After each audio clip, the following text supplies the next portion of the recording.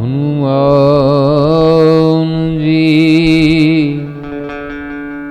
મહારાજ કી।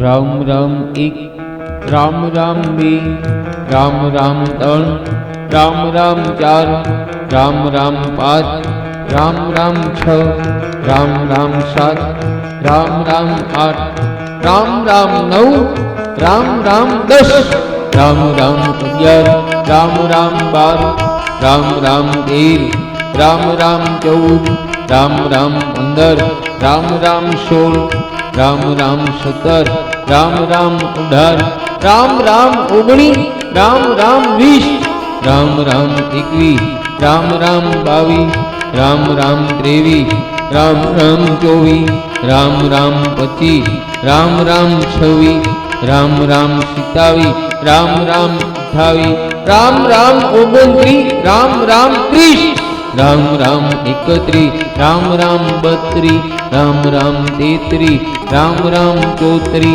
રામ રામ 35, રામ રામ 36, રામ રામ 37, રામ રામ 38, રામ રામ 39, રામ રામ 40, રામ રામ 41, રામ રામ 42, રામ રામ 43, રામ રામ 44, રામ રામ 45, રામ રામ 46, રામ રામ 47, રામ રામ 48, રામ રામ 49, રામ રામ 50, રામ રામ 1, રામ રામ 2, રામ રામ 3, રામ રામ 4।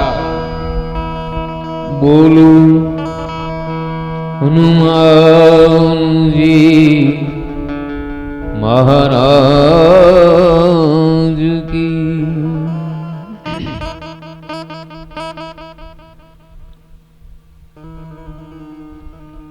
વિરામ પહેલા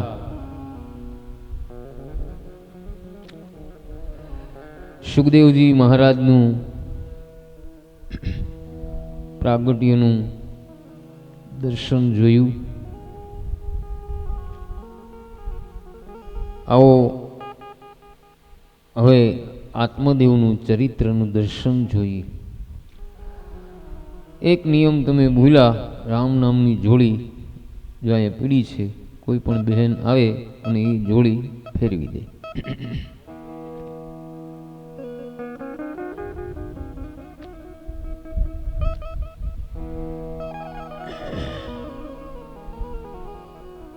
તો આવો આત્મદેવનું ચરિત્રનું દર્શન જોઈએ।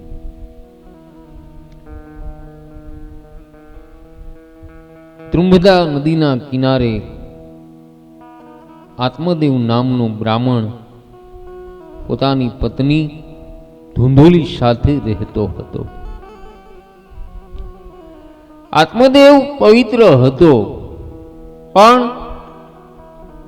આત્મદેવની પત્ની ધુંધુલી નઠારા સ્વભાવની હતી। બીજાની પંચાયત કરવામાં ધુંધુલીને ઘણો રસ પડતો હતો। ઉપરાંત ધુંધુલીનો સ્વભાવ ઝઘડાળુ હતો। હવે આત્મદેવની પાસે ઘણી સંપત્તિ હતી, પણ સંતાનને અભાવે આત્મદેવ દુખી રહ્યા કરતો હતો। સંતાન માટે આત્મદેવે ઘણા ઉપાયો કર્યા, પણ આત્મદેવને સફળતા મળી નહીં। છેવટે આત્મદેવ નિરાશ થઈ અને આત્મહત્યા કરવાનો મનસૂબો કર્યો અને આત્મદેવ જંગલ તરફ ગયો। ત્યાં નદીનો કિનારો આવ્યો અને નદીના કિનારે એક મહાત્મા ઈશ્વરનું સ્મરણ કરતા બેઠા હતા। સંતની પાસે જઈ આત્મદેવ રડવા લાગ્યો અને કહ્યું કે મહારાજ, મારે કોઈ સંતાન ન હોવાથી દુખી છું। આમ આત્મદેવે કહ્યું ત્યારે મહાત્માએ કહ્યું કે તારે ત્યાં પુત્ર નથી, તેમાં ઈશ્વરની કૃપા છે, કારણ પુત્ર દુઃખ રૂપ હોય છે અને ઈશ્વર જે સ્થિતિમાં રાખે તેમાં સંતોષ માની અને પ્રભુ સ્મરણ કરવું જોઈએ। આમ સંત બહેનો ભાઈઓ આત્મદેવને સમજાવે કે તારા ઘરમાં છોકરો નથી તે શું ખોટું, તારું તારે જ કરવાનું. ત્યારે આત્મદેવ બહેનો ભાઈઓ કહે કે મહારાજ પિંડ દાન કરનારો તો કોઈ હોવો જોઈએ. ત્યારે સંત સુંદર મજાનો બોધ આપે કે પિંડ દાન તારે જ તારું કરવાનું. ખરેખર બહેનો ભાઈઓ યાદ રાખજો, આ કલી કાળમાં છોકરાઓને મા બાપનું શ્રાદ્ધ કરવાની ફુરસત નથી, અને છોકરાઓ શ્રાદ્ધ કરશે અને મારો ઉદ્ધાર થશે એવી આશા રાખવાનો બહેનો ભાઈઓ આ સમય જ નથી. યાદ રાખજો, તમારું શ્રાદ્ધ તમારા હાથે કરો, તમારું પિંડદાન તમારા હાથે કરો. પણ પિંડદાનનો અર્થ ઘણા સમજે છે અને ઘણા નથી સમજતા. આધ્યાત્મિક રીતે પિંડદાનનો અર્થ શું થાય, આવો આપણે સમજીએ. આ શરીરને પિંડ કહે છે, અને આ શરીર પિંડ આપણે પરમાત્માને બહેનો ભાઈઓ અર્પણ કરવાનું. અરે વૈષ્ણવો તુલસીની કંઠી રાખે, વૈષ્ણવોને એવી ભાવના હોય કે આ શરીર શ્રી કૃષ્ણને અર્પણ કરેલ, આ શરીર પરમાત્માનું થયું. હવે ભોગ માટે આ શરીર નથી. યાદ રાખજો, જે વસ્તુમાં તુલસી પધરાવો ને તે કૃષ્ણ અર્પણ થાય. અને ગળામાં તુલસીની માળા ધારણ કરવાનો અર્થ જ એ કે આ શરીર કૃષ્ણ અર્પણ થયું. હવે શરીરનો ઉપયોગ ભગવાન માટે થાય, ભોગ માટે ન થાય. અને જે સતત પર ઉપકાર કરે, ભક્તિ કરે, તેને મુક્તિ મળે. કાંઈ ભાતનો કે લોટનો પિંડ કરે તો મુક્તિ મળે છે? ના. આપણા શાસ્ત્રમાં લખ્યું છે બહેનો ભાઈઓ કે શ્રાદ્ધ કરવાથી સદગતિ મળે. પણ ઘણા ભાગે જીવ આત્મા વાસનામાં રહીને જીવ છોડે. અરે કોઈની વાસના કપડામાં, કોઈની સોનામાં, કોઈની ઘરમાં, કોઈની ફોર વ્હીલમાં, કોઈની દીકરા દીકરીમાં વાસના રહી જાય અને વાસનાથી મરણ બગડે. તેથી પાછળ શ્રાદ્ધ કર્મ કરે તો મરનાર વ્યક્તિને સદગતિ મળે પણ મુક્તિ મળતી નથી. અને જન્મ મરણના ત્રાસમાંથી તે જીવ છૂટતો નથી. જન્મ મરણના ત્રાસમાંથી તે જીવ છૂટે જેની વાસનાનો નાશ થયો. એટલે જીવ પોતે પોતાના આત્માનો ઉદ્ધાર કરવાનો. અને આપણે આપણા આત્માનો બહેનો ભાઈઓ ઉદ્ધાર નહીં કરી તો બીજું કોણ કરવાનું છે? કથા સાંભળીને બહેનો ભાઈઓ સાવધાન થાજો કે આપણે આપણા આત્માનો ઉદ્ધાર કરવાનો છે. મહાત્માએ આવો સુંદર બોધ આપ્યો, છતાંય આત્મદેવે દુરાગ્રહ રાખ્યો કે મને પુત્ર આપો. ત્યારે સંત કહે કે તારા ભાગ્યમાં પુત્રનું સુખ લખેલું નથી, તું દુખી થઈશ. ત્યારે બહેનો ભાઈઓ આત્મદેવ કહે કે ભલે હું દુખી થાવ પણ મને પુત્ર આપો, અને મારા ભાગ્યમાં જે ન હોય તે તમારા ભાગ્યમાંથી કાઢીને આપો. અને યાદ રાખજો બહેનો ભાઈઓ, ભાગ્યની રેખા 3 શક્તિ બદલી શકે છે. પેલી, મા બાપની તન મન ધનથી સેવા કરીએ, અને મા બાપની સેવા કરતા કરતા એ ગઈઢા માવતર પુત્ર વધુ અને પુત્રની સેવાને સમજી ન શકે, ગેરશબ્દ આપે અને બાર વગોવી નાખે, છતાંય એ પુત્ર વધુ અને પુત્ર હસતા હસતા સહન કરે. અને એ મા બાપ બહેનો ભાઈઓ નાભિયેથી આશીર્વાદ આપે ને તો મા બાપ ભાગ્યની રેખાને બદલાવી નાખે છે. પણ અત્યારે મોટી કરુણા ઈ છે કે ઘણાને દૂરના ચશ્મા આવી ગયા છે. હા, સગાના આઘાના સગા આવે ને તો 32 જાતના ભોજન કરે, અને નજીકના જે મા બાપ સાસુ સસરા છે એને ટાઢો ટુકડો ખવડાવે. ના નથી, આઘાના હગાને રાખો પણ બેયને હરખા રાખો. હા, બેયને હરખા રાખો. અને બીજું બહેનો ભાઈઓ, ભાગ્યની રેખા જો આપણા કર્મના હિસાબે ખરાબ લખાણી હોય તો ઈશ્વરનું ભજન કરવાથી આપણા ભાગ્યની રેખા સુધરે છે. એની સંખ્યા બતાવી છે બહેનો ભાઈ. 4000 કરોડ મંત્ર જપ કરવાથી આપણા ભાગ્યની રેખા બદલે. આપણા ભાગ્યમાં દુઃખ લખ્યું હોય ને તો 4000 કરોડ મંત્ર જપ કરવાથી આપણા ભાગ્યમાં સુખની પ્રાપ્તિ થાય છે, ભગવાનનું સ્મરણ કરવાથી. પણ સ્મરણ કરો, હા કરો તો થાય. આપણે મહેનત કરી રાત દિવસ તો આપણે ધન ભેગું કરી શકીશું. તો બહેનો ભાઈઓ, ભગવાનનું સ્મરણ કરી તો સ્મરણનું બેલેન્સ નો ભેગું થાય. અને ત્રીજી બહેનો ભાઈઓ, ભાગ્યની રેખા કોઈ સંતની તન મન ધનથી સેવા કરવામાં આવે અને સંતો અંતરથી આશીર્વાદ આપે તો ભાગ્યની રેખા ખરાબ હોય તો સંતો એ રેખાને સુધારી દેશે, સુધારી દેશે. એટલે આત્મદેવે કહ્યું કે મારા ભાગ્યમાં ન હોય એ તમારા ભાગ્યમાંથી કાઢીને આપો. હું આત્મહત્યા કરવા નીકળેલો છું, તમારી સમક્ષ માથું પછાડીને મરી જઈશ. આમ આત્મદેવે કહ્યું અને સંતને દયા આવી એક ફળ આપ્યું અને કહ્યું કે આ ફળ ખાવાથી તારી પત્નીને લાયક પુત્ર થશે. ગર્ભ રહ્યા પછી તમે બંને પવિત્ર જીવન ગાળશો, સતત સત્કર્મ કરશો તો તેની અસર બાળક પર પડશે. યાદ રાખજો યુવા દીકરીઓ, બાળક માતાના ઉદરમાં હોય ને તે દિવસથી સ્ત્રીને બાળકને સારા સંસ્કાર આપવા આપણા શાસ્ત્રમાં લખેલું છે. કઈ રીતે? પતિ પત્ની પવિત્ર જીવન ગાળે, સદવાચન કરે, કથા વાર્તા સાંભળે, કોઈની નિંદા કે ઈર્ષા ન કરે અને સાત્વિક એટલે સાદો આહાર અને ભગવાનનું સ્મરણ કરે ને તો એમને ત્યાં જે બાળક આવે ને એ બાળક અવશ્ય સંસ્કારિક આવે.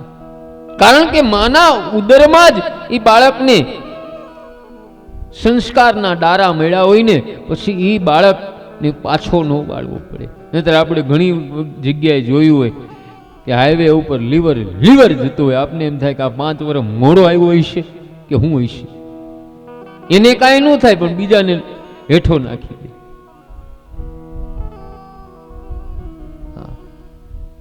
માતા પિતાનો દોષ છે, યાદ રાખજો. આત્મદેવ આત્મહત્યા ન કરતા તે ફળ લઈને ઘરે જાય, પણ પત્નીને ફળ ખવડાવતો નથી, પત્નીના હાથમાં આપે. અને પત્ની ધૂંધુલી કહે કે અત્યારે મને ફુરસત નથી, હું પછી ખાઈશ.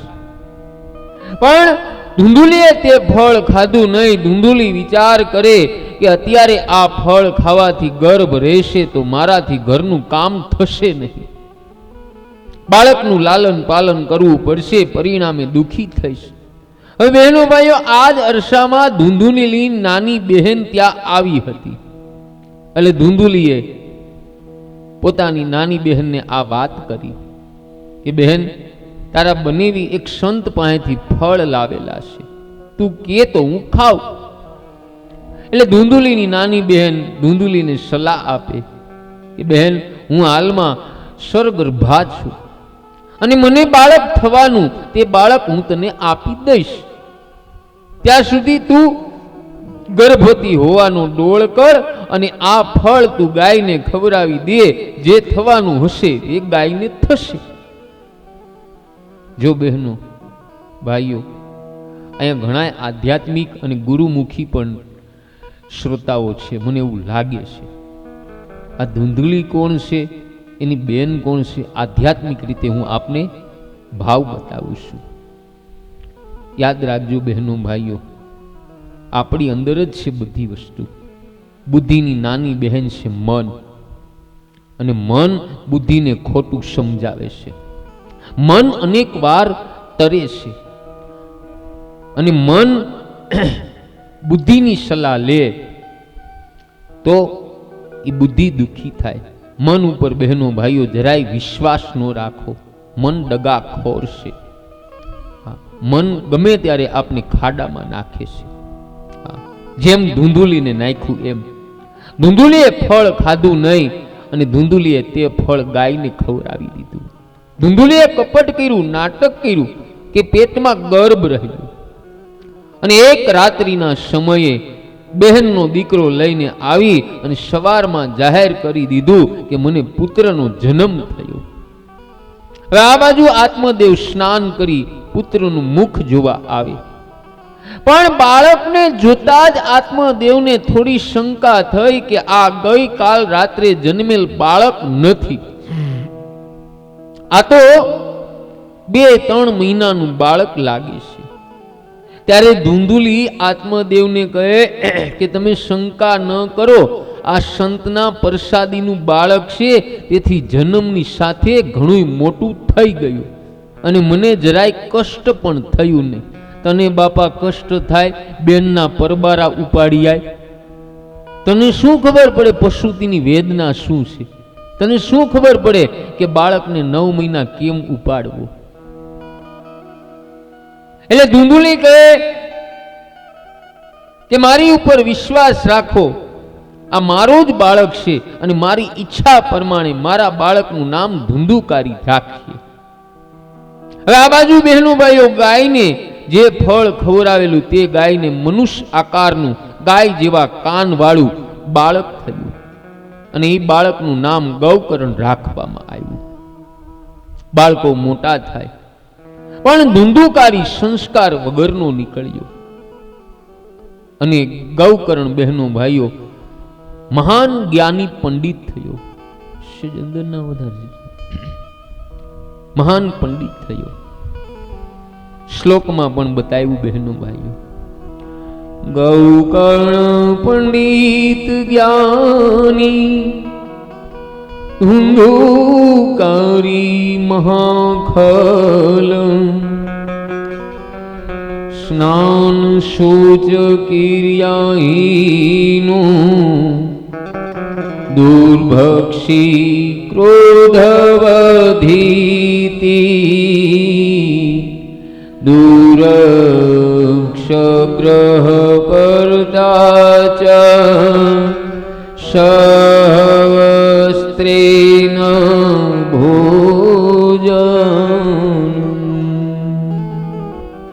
આવો આ શ્લોકનો ભાવાર્થ સમજવાની કોશિશ કરી. ગૌકર્ણ બહેનો ભાઈઓ મહાન જ્ઞાની પંડિત થયો જ્યારે ધુંધુકારી સંસ્કાર વગરનો નીકળ્યો. ધુંધુકારી સ્નાન નથી કરતો, કોઈ ધર્મ કાર્ય નથી કરતો. ધર્મ કાર્ય તો શું, પણ ન ખાવાનું ખાતો, ન જવાની જગ્યાએ જતો, ન રમવાનું રમતો, ન પીવાનું પીતો અને દૂષિત દાન લેવામાં શરમાતો નહીં. અને યાદ રાખજો બહેનો ભાઈઓ, સ્નાન કર્યા પછી જે સંધ્યા ન કરે, સેવા ન કરે, સત્કર્મ ન કરે તો તે સ્નાન પશુ સમાન છે. અરે સ્નાન ફક્ત આપણા શરીરને ચોખ્ખું રાખવા માટે નથી, પણ સ્નાન કર્યા પછી સંધ્યા કરો, સત્કર્મ કરો, ધ્યાન કરો. અને સ્નાનના 3 પ્રકાર બતાવવામાં આવ્યા. એમાં બહેનો ભાઈઓ ઋષિ સ્નાન ઉત્તમ ગણાય છે. ઋષિ સ્નાન કેટલા વાગે થાય? સવારે 4 થી 5 વાગ્યાની અંદર જે સ્નાન કરવામાં આવે એને ઋષિ સ્નાન એટલે બ્રહ્મ સ્નાન કહેવામાં આવે. ત્યાર પછી 5 થી 6 વાગ્યાની અંદર જે સ્નાન કરવામાં આવે તેને મનુષ્ય સ્નાન કહેવામાં આવે. અને 6:30 પછી જે સ્નાન કરવામાં આવે બહેનો ભાઈઓ એને કયું સ્નાન કહેવાય? કૌ રાક્ષસી સ્નાન કહેવાય. અહીંયા તો મને વિશ્વાસ છે કે બધાએ 4:30 જાગી જતા હશે, એવો મારો વિશ્વાસ, તોડતા નહીં હો. દાંત કાઢ્યા એટલે નક્કી ક્યાંક ડાળમાં કાળું છે. કાંઈ વાંધો નહીં, 6:30 પેલા જાગી જઈએ. જાગવું વહેલું જરૂરી છે, યાદ રાખજો બહેનો ભાઈઓ. કારણ કે સૂર્યનારાયણ એ આરોગ્યના દેવ છે, આપણી બુદ્ધિના દેવ છે. અને વહેલું જાગવાથી આપણી ઘરની આંગણે કોઈ દી દારિદ્ર્ય નથી આવતું, ગરીબી નથી આવતું. એટલે આ 3 કામ ખાસ કરજો. વહેલું જાગો, સ્નાન કરો, પૂજા કરો, સત્કર્મ કરો. પૂજા એટલે ભગવાનનું સ્મરણ કરો, અને સત્કર્મ એટલે કોઈ જીવને સવારમાં જાગતા વેત એનું પેટ ભરો. ગાય હોય, કૂતરો હોય, અને અહીંયા તો સુંદર મજાની આ બગીચા જેવું છે. સવારમાં જાગી ભલે ને 9 વાગે આવો, ઘરેથી લોટ ખાંડ ભેગું અને ઘીનો મોણ નાખી ફરતી કીડિયા તું પૂરો. એટલે વચમાં કીડિયું નો આટા મારે, એને સાઈડમાં નથી મળતું એટલે અહીંયા આવે છે. આ સત્કર્મ કરો. હવે દીકરાના ખરાબ સંસ્કાર જોઈ આત્મદેવને અફસોસ થયો કે આના કરતા તો વાંજીયો હતો એ સારું હતું. કારણ કે ધુંધુકારીએ બધી સંપત્તિ એના બાપની વાપરી નાખી. હવે ધુંધુકારી માતા પિતાને મારવા લાગી, કારણ કે પૈસા ન આપે એટલે મારે. પછી ગૌકર્ણ આત્મદેવને ઉપદેશ આપે કે આ સંસાર અસાર છે. પુત્ર કોનો, પત્ની કોની? સ્ત્રી અને પુત્રમાંથી પિતાજી મમતા ઉઠાવી લો. કારણ કે આ દેહની અંદર જ્યાં સુધી શ્વાસ ચાલે છે ત્યાં સુધી આ જગતના લોકો આપણી સાથે સગાઈ રાખશે. અને બહુ સાચી વાત છે બહેનો ભાઈઓ. હા, પટેલ સમાજમાં એક મહાન સંત થઈ ગયા, ભોજા ભગત. એને પદ લખ્યું છે,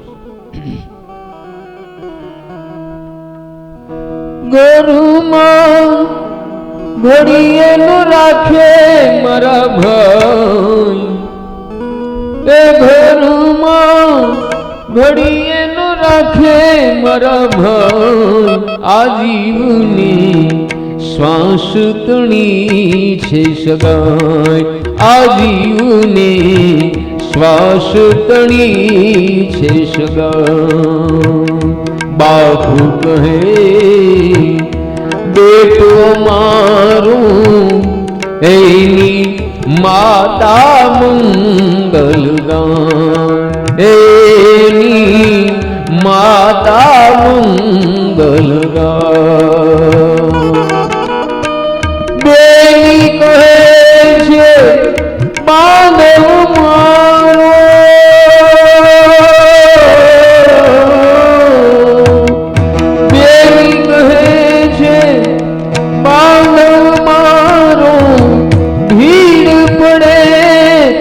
ભાઈ હે ભાઈ આજીવની શ્વાસ તણી છે સગાઈ, આજીવની શ્વાસ તણી છે સગાઈ, આજીવની શ્વાસ તણી છે સગાઈ.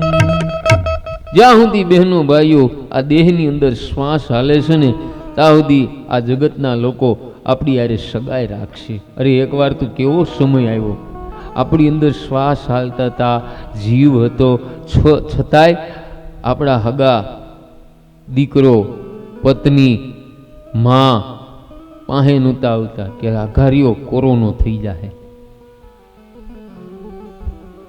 ભગવાનને પ્રાર્થના કરી કે કોઈ દેશની અંદર આવો સમય કોઈની ન્યા ન આવે.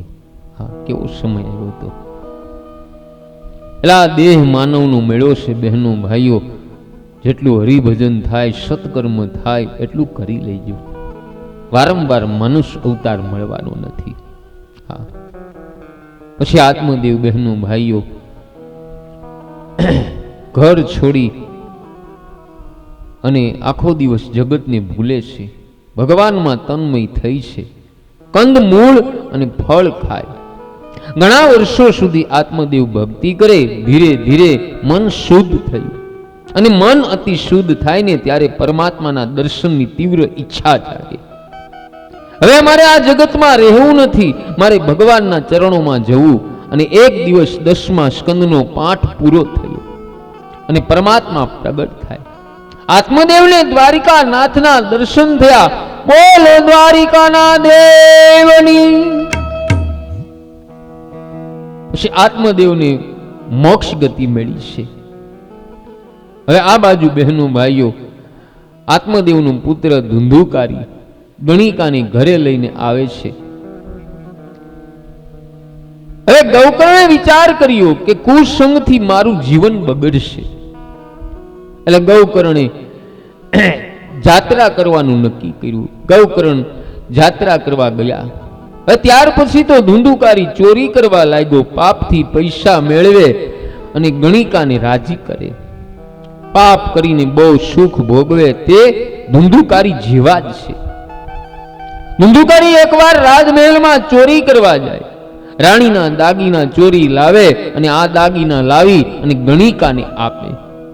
હવે ગણિકાએ વિચાર કર્યો કે આ રાજાનું ધન છે, ધુંધુકારીની સાથે અમને રાજા મારશે, અમે ધુંધુકારીને મારી નાખીએ અને આ બધું ધન લઈ જઈએ તો શું ખોટું.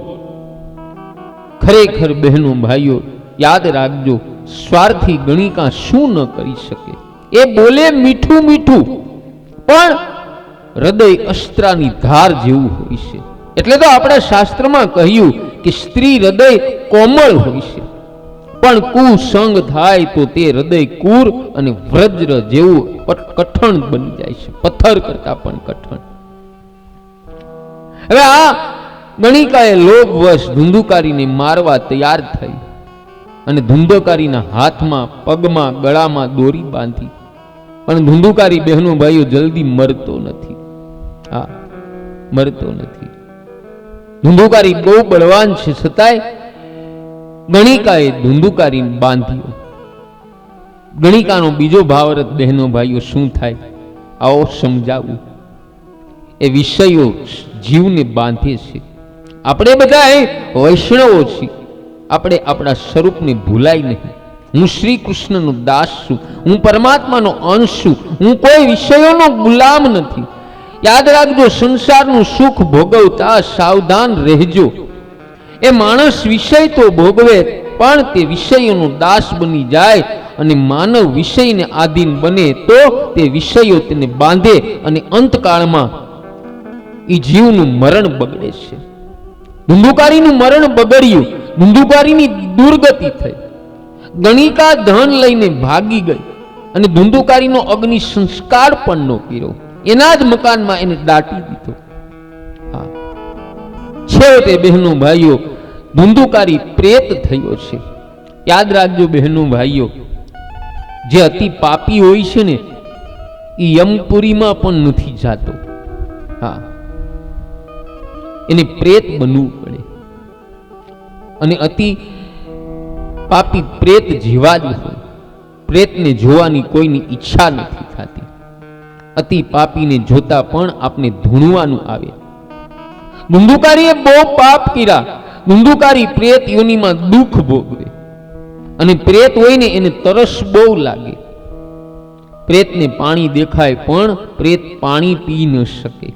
યાદ રાખજો બહેનો ભાઈઓ, પ્રેત અને પિતૃમાં હાથી ઘોડાનો ફેર. પ્રેત કેને કહેવાય? જે ધુંધુકારી જેવા કાર્યો કર્યા હોય અને પછી એનું કમોતે મોત થયું હોય ને એને પ્રેત કહેવામાં આવે.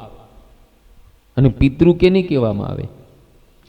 કે જેનું નાની ઉંમરમાં અવસાન થયું હોય, દીકરા દીકરી પરણાવવાના બાકી હોય, ઘર મકાન બનાવવાના બાકી હોય, આ બધાય કાર્ય અધૂરા હોય અને આયુષ ટૂંકું હોય, મરણ થયું હોય, પછી એની બધી વાસના એના મનમાં રહી જાય છે. આને બહેનો ભાઈઓ પિતૃ કહેવામાં આવે. અને બીજું એ કહું છું કે પિતૃ કોઈ દિવસ કોઈને નડતા નથી. આ પિતૃદોષ લાગે ખરા. હવે પિતૃદોષ હોય ને ત્યારે અમુક સંકેતો બતાવ્યા છે કે હાલતા ચાલતા ઘરમાં વિના કારણે ઝઘડા થતા હોય તો માનવાનું કે આ પિતૃદોષ છે. બરાબર આપણા ધંધાની અને જીવનની ગાડી ચાલતી હોય અને અચાનક આપણી ધંધાની ગાડી હેઠી ઉતરી જાય, ધંધામાં કાંઈ નુકસાન કે ખોટ આવે તો માનવાનું કે આ પિતૃદોષ છે. અચાનક ઘરમાં કોઈ બીમાર પડે, હાલતા ચાલતા બીમાર પડે અને હોસ્પિટલમાં બતાવ્યા જાય આખા શરીરનો રિપોર્ટ કરાવી અને રિપોર્ટમાં કાંઈ ન આવે તો માનવાનું કે આ પિતૃ દોષ છે. અને લગ્ન ઘણા સમયથી થયા હોય છતાંય કોઈ સંતાનની પ્રાપ્તિ ન થતી હોય તો પણ પિતૃ દોષ બતાવ્યો છે. અને સંતાન વિકલાંગ કે મનબુદ્ધિનું બાળક આવે તો પણ પિતૃ દોષ બતાવ્યો છે. દીકરા દીકરી અમુક જુવાન થાય, બધી રીતે સારું હોય છતાંય ક્યાંય લગ્નનું ગોઠવાતું ન હોય તો પણ પિતૃ દોષ છે. આ જ્યોતિષ શાસ્ત્રમાં આવું બતાવ્યું છે. પણ ડરવાની જરૂર નથી. આમાંથી બચવાનો ઉપાય બતાવ્યો છે. 2 ઉપાય છે. એક, તમારા આંગણે ધૂપ કરો. ધૂપમાં શું નાખવાનું? દેતવા કરવાના, ગુગળ, ખાવાના પતાશા, લવિંગ અને કપૂરની ગોટી. આ રોજ ધૂપ ઉતારો. અને બીજું કે પિતૃઓની પૂજા કેવલ ચૈત્ર માસ અને ભાદ્રવા માસમાં જ નથી થતી, પણ પિતૃનું પૂજન બહેનો ભાઈઓ આપણે આ સંસારમાં જીવીને ત્યાં સુધી થાય. કારણ કે આપણા પિતૃ હતા ત્યારે તો આપણે આ સંસારનું આવેલા છીએ. આપણા વડવાઓ એ આપણા પિતૃ જ કહેવાય. અને બીજો ઉપાય બતાવ્યો છે કે શ્રીમદ ભાગવત પિતૃને મોક્ષ ગતિ આપે છે. આજકાલ તો બહેનો ભાઈઓ કથા બહુ મોંઘી થઈ ગઈ છે, બહુ મોંઘી. એટલે ઘણા ને એવી આશા હોય કે મારા પિતૃના મોક્ષ કલ્યાણ અર્થે શ્રીમદ ભાગવત મારા આંગણે બેસાડું. તો અત્યારે કથામાં કરોડના ખર્ચા થાય છે.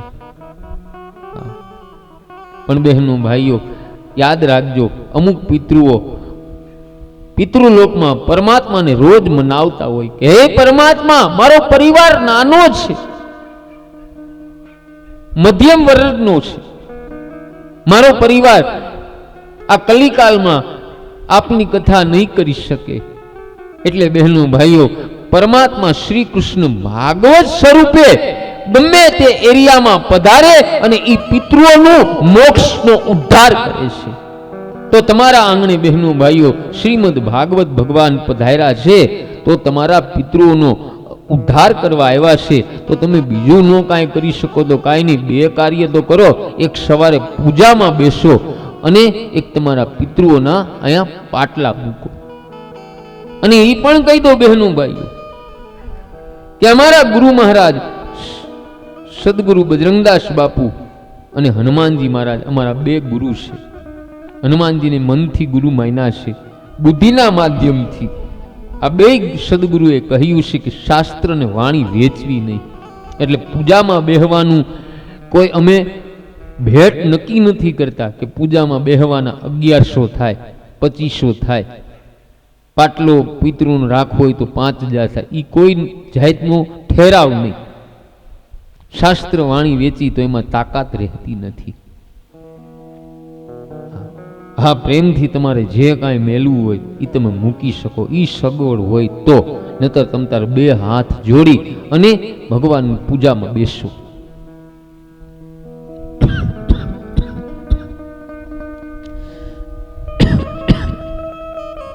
શાસ્ત્ર વાણી વેચાય નહીં.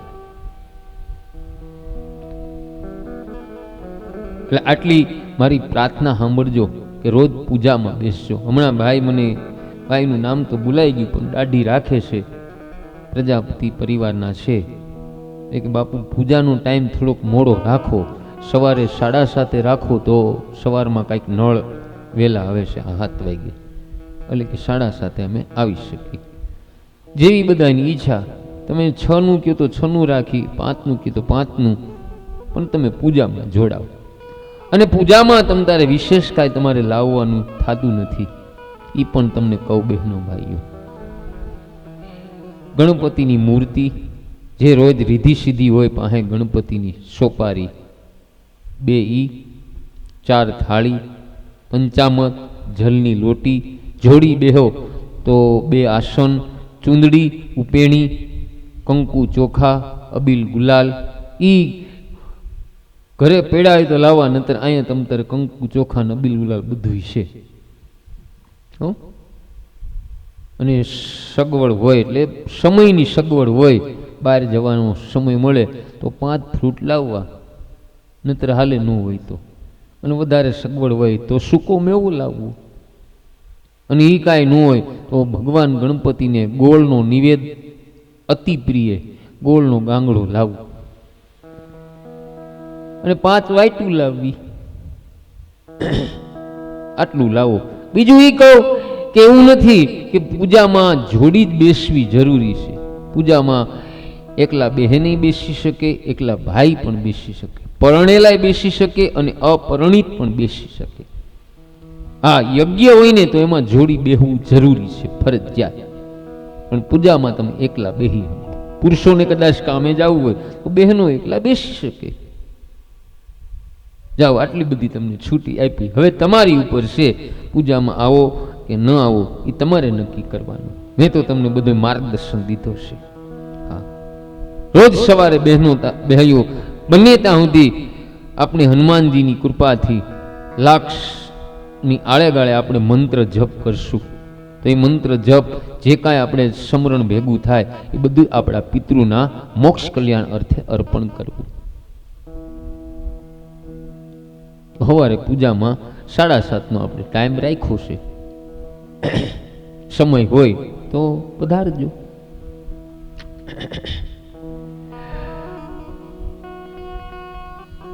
હવે પ્રેતને તરસ બહુ લાગે છે અને અતિ દુઃખ ભોગવે છે. અનેક વર્ષો સુધી ધુંધુકારીએ પ્રેત યોનિમાં દુઃખ ભોગવ્યું.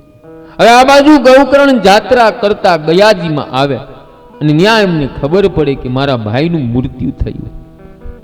એટલે ગૌકર્ણે ગયાજીમાં ધુંધુકારીની શ્રાદ્ધ વિધિ કરી. તે પછી ગૌકર્ણ ઘરે આવે અને રાત્રે કોઈનો રોવાનો અવાજ આવે. ગૌકર્ણ પૂછે કે તું કોણ છો, ભૂત, પિચાસ કે રાક્ષસ? ત્યારે પ્રેત કહે કે હું તારો ભાઈ ધુંધુકારી. મેં બહુ પાપ કર્યા, તેથી મારી આ દશા થઈ. મને પ્રેત યોની મળી છે. ગૌકર્ણ પૂછે કે તારી પાછળ મેં ગયાજીમાં પિંડદાન તો કરેલ, છતાં તું પ્રેત યોનીમાંથી મુક્ત કેમ ન થયો? ત્યારે ધુંધુકારી પ્રેત કહે કે મેં એટલા તો પાપ કર્યા કે ગયામાં સેંકડો શ્રાદ્ધ કરો તો પણ મને મુક્તિ મળવાની નથી. ત્યારે ગૌકર્ણ કહે કે તો તને સદગતિ કેમ મળે? ઠીક છે, આ વિશે હું કાલે સૂર્યનારાયણને પૂછી જોઈશ. બહેનો ભાઈઓ, બીજા દિવસે ગૌકર્ણ સૂર્યનારાયણને જળનો અઘરો આપીને પૂછે, હે મહારાજ, મારા ભાઈનો ઉદ્ધાર થાય એવો કોઈ ઉપાય બતાવો. મેં અગાઉ કહ્યું ને કે સૂર્યનારાયણ બુદ્ધિના માલિક દેવ છે. એટલે સૂર્યનારાયણે બુદ્ધિના માધ્યમથી કહ્યું. એટલે ગૌકર્ણની બુદ્ધિમાં એવું તેજ આવ્યું કે તમે શ્રીમદ ભાગવતની કથા કરો.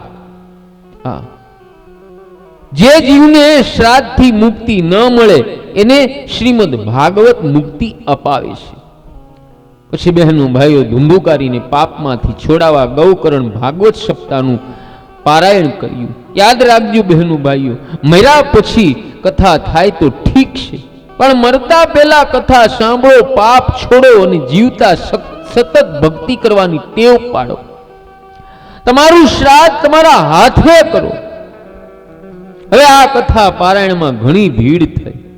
જેના ઉદ્ધાર માટે બહેનો ભાઈઓ કથા કરવાની હતી તે ધુંધુકારી પણ ત્યાં આવે. ધુંધુકારીને બેસવાની જગ્યા મળી નહીં એટલે ધુંધુકારી 7 ગાંઠવાળા વાંસમાં પ્રવેશ કરે. જો બહેનો, બીજું એક ખાસ કહું છું બહેનોને, ભાઈઓને તો કદાચ સવારે કામે જવું એટલે એમને મેં થોડાક છૂટા કર્યા.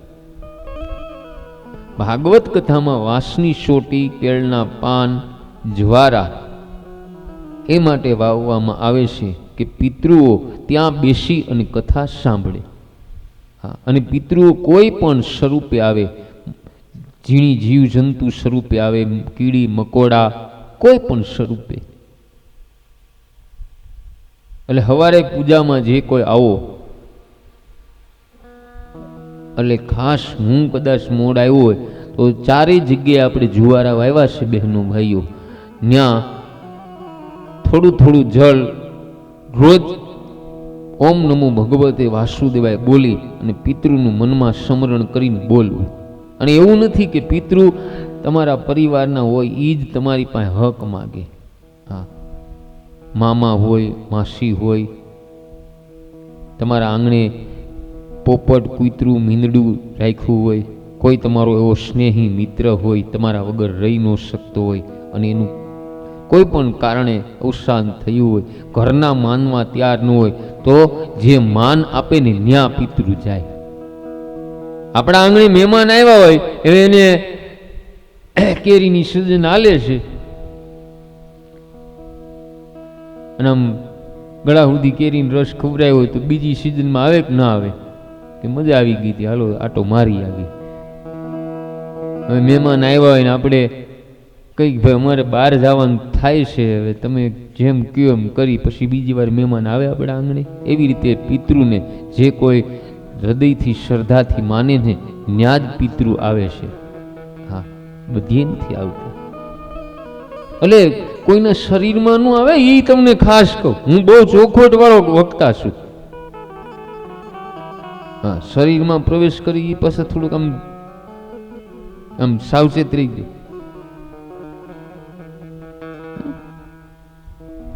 શરીરમાં પ્રવેશ ન કરે કોઈના. એની જે આત્માની ચેતના હોય ને બહેનો ભાઈઓ, એ ભમતી હોય. શું હોય? એ ભમતી હોય. પછી તમને એમ થાય કે બાપુ કે ગયા કે આવશે, કેદી આવશે, રાહનો એવી છોટી જોતા. હા, જેને એવી શ્રદ્ધા હોય ને હું વંદન કરું છું, પણ હું બહુ હનુમાનજી મને આમ ચોખ્ખી વાણી આપી છે કે ભાઈ કોઈને આમ અંધારામાં ન રાખવા. મારો આ રીતનો ધ્યાય છે બહેનો ભાઈ. હો, એટલે આટલું કરજો.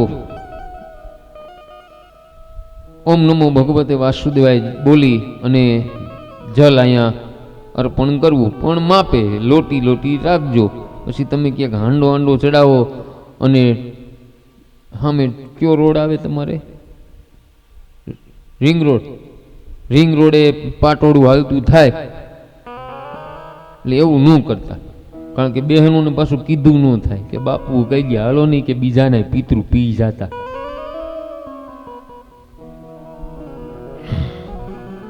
એટલે માપે બાજુ. હો, એટલે વાસમાં આ બધી મેં તમને બતાવ્યું, ત્યાં પિતૃનું આસન હોય છે, ત્યાં બેહે અને સાંભળે કોઈ પણ સ્વરૂપે. હવે વાંસની એક એક ગાંઠ રોજ તૂટે. 7મા દિવસે 7 ગાંઠ તૂટી. 7મા દિવસે પરીક્ષિત રાજાની કથા થઈ ત્યારે વાંસમાંથી દિવ્ય પુરુષ બહાર આવે અને ગૌકર્ણને પ્રણામ કરીને કહે કે ભાઈ, તે પ્રેત યોનિમાંથી મારી મુક્તિ કરી છે. ધુંધુકારીને મુક્તિ મળી. ધુંધુકારી ભાગવતને વારંવાર વંદન કરે. ધન્ય છે આ ભાગવતની કથાને, ધન્ય છે સુખદેવજી મહારાજને કે મારા જેવા અતિ પાપીનો પણ છુટકારો થયો છે. બોલો શ્રીમદ ભાગવત ભગવાનની. બહેનો ભાઈઓ, યાદ રાખજો, જળ વાસની ગાંઠ જો તૂટી જાય તો હું અને તમે તો ચેતન છીએ, આપણી ગાંઠ કેમ નથી તૂટતી? વાસ એટલે વાસના થાય, અને વાસનાની 7 ગાંઠો બતાવી. હા, વાસના ઉપર વિજય, તે સુખી થવાનો ઉપાય. વાસના એટલે આસક્તિ 7 પ્રકારની. પહેલી સ્ત્રીમાં આસક્તિ એટલે કે પતિ પત્નીની આસક્તિ. બીજી પુત્રમાં આસક્તિ એટલે માતા પિતાની સંતાન પ્રત્યેની આસક્તિ. ત્રીજી ધંધામાં આસક્તિ એટલે આખો દિવસ ધંધો જ કરવો. આવું ધર્મ કાર્ય હોય તો ભલે એ તો બહેનો જાય, હું નહીં જાવી કે. અને ચોથી દ્રવ્ય એટલે લક્ષ્મીની આસક્તિ, ધન ક્યાંથી મળે એ જ ગોતવાનું. અને 5મી કુટુંબની આસક્તિ, આખી જિંદગી કુટુંબ માટે વિતાવી દેશે, આખી જિંદગી. અને 6ઠી ઘરની આસક્તિ, ઘર બનાવવામાં આખી જિંદગી પૂરી થઈ જાય છે. અને સાતમી ગામની આસક્તિ. હા, ગામમાં મારો માભો પડવો જોઈએ, મને પૂછી પૂછીને કામ કરો. હા, આ આસક્તિ જ છે. આ આસક્તિનો ત્યાગ કરવાની જરૂર છે. હો, તો આપણે વગર કથાએ બહેનો ભાઈઓ મુક્ત થઈ શકે. હવે પરમાત્માના ચરણોનો આશરો લઈ મહાન પાપી ધુંધુકારી દેવ જેવો થયો. ધુંધુકારીને લેવા પાર્ષદો વિમાન લઈને આવ્યા. ગૌકર્ણ પાર્ષદોને પૂછે કે એકલા ધુંધુકારી માટે વિમાન લાવ્યા, બીજા કોઈ માટે ન લાવ્યા? ત્યારે પાર્ષદો કહે કે ધુંધુકારી એક આસને બેસતો, ઉપવાસ કરતો અને કથાનું દરરોજ શ્રવણ સાથે મનન કરતો. માટે બહેનો ભાઈઓ, તમને બધાને કહું છું કે કથા દરરોજ ધુંધુકારીની જેમ સાંભળો. હા, શ્રવણ કરો અને કથાનું મનન કરો. અહીંયા સાંભળી ઘરે થોડીક વાર નીંદર ન આવે તો એક એક શબ્દનું મંથન કરો, તો મુક્તિ મળી શકે. ધુંધુકારીની જેવી કથા અન્ય કોઈ સાંભળી નથી. હા, યાદ રાખજો બહેનો ભાઈઓ, દઢતા વગરનું જ્ઞાન નકામું અને બેદરકારીથી સાંભળેલું નકામું. સંદેહ હોય એ મંત્ર નકામો. મંત્ર જપ કરતા હોય પણ આપને સંદેહ હોય કે આ મંત્ર તાકાત વાળો હોય છે કે નહીં, હાલો બીજો મંત્ર બદલાઈ નાખી, એ નકામો છે મંત્ર. હવે કથામાં તમે આવ્યા હોય અને તમને તમારું મન ઘરે જાય, મેં સીડીએ રૂમે દીધો હોય છે, સીડી રૂમે આગળીઓ માર્યો હોય છે કે નહીં, એ કાંઈ કામનું નહીં. કથા સાંભળતી વખતે બહેનો ભાઈઓ બધું ભાન ભૂલાઈ જવું છે. જરૂરી છે સીડી રૂમે આગળીઓ દેવો, પણ એ પેલા દઈને જ આવવાનું. પછી બધાને ખાતરી થઈ ગઈ કે ધુંધુકારી જેમ કથા અમે સાંભળી નહીં, તેથી અમને ધુંધુકારી જેવી ગતિ મળી નહીં. યાદ રાખજો બહેનો ભાઈઓ, કથાનું મનન કરો તે ઉત્તમ છે, પણ તે વગર કથા સાંભળો તોય લાભ છે. તે પછી શ્રાવણ મહિનામાં ગૌકર્ણ બીજી વાર આ કથા કહી ત્યારે સર્વેનો ઉદ્ધાર થયો. તે વખતે ભક્તિ મહારાણી જ્ઞાન અને વૈરાગ્યને લઈને ત્યાં પધારે. કથાથી ભક્તિ મહારાણી પ્રગટ થયા, જ્ઞાન વૈરાગ્યને લઈને ત્યાં પધાર્યા. કથાથી ભક્તિ મહારાણી ખૂબ આનંદિત થયા. મૂર્છિત થયેલા એટલે કે ક્ષીણિક થયેલા જ્ઞાન વૈરાગ્યને પુષ્ટ કરવા, જાગૃત કરવા, યુવાન કરવા ભાગવતની કથા છે. જ્ઞાન વૈરાગ્ય આપણી અંદર જ છે બહેનો ભાઈઓ.